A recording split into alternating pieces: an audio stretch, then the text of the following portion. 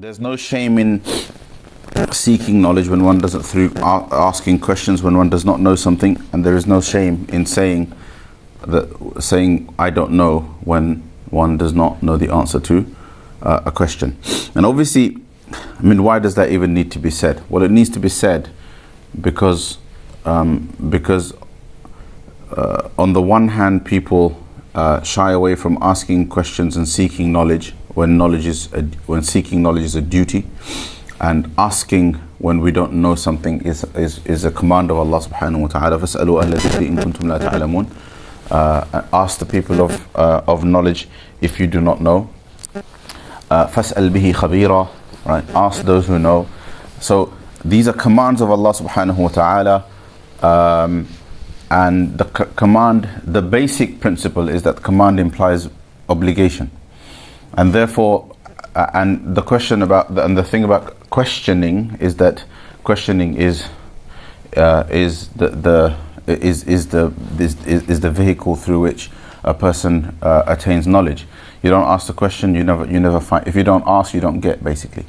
But that has to be balanced with not answering. So, on the one hand, a person might feel shame that their ignorance is exposed because they're asking a question and they think perhaps it's a question about something that they should know.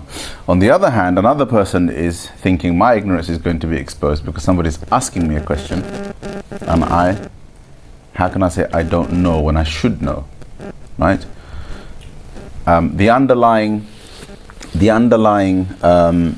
problem is both are ashamed to expose something which they perceive to be their a flaw in themselves. However,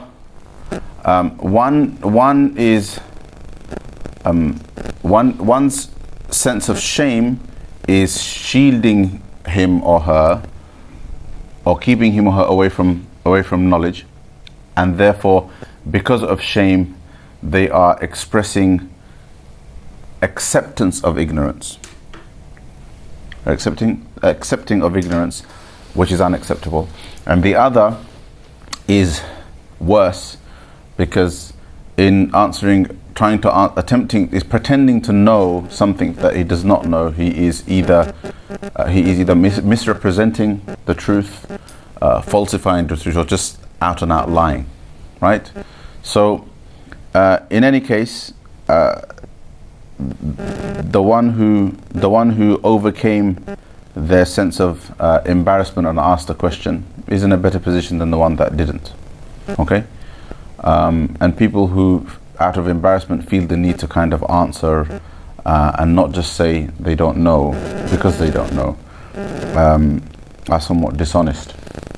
I have to admit that I've seen what happens when there is such a strong expectation in society that when you are a person of knowledge you have to know the answer, that the person feels either shields himself or herself from being asked any questions.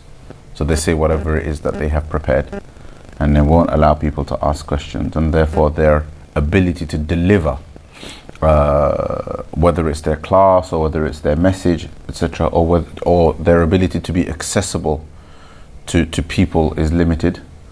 And on the other hand, when they are asked, the pressure to answer is so intense that they'll answer even when they don't know the answer. They'll just make something up. I've seen that kind of an environment, and it's really, really unhealthy and really, really toxic. So it isn't, it happens quite easily. It happens quite easily, and I think it happens when people put themselves and others onto an unrealistic pedestal.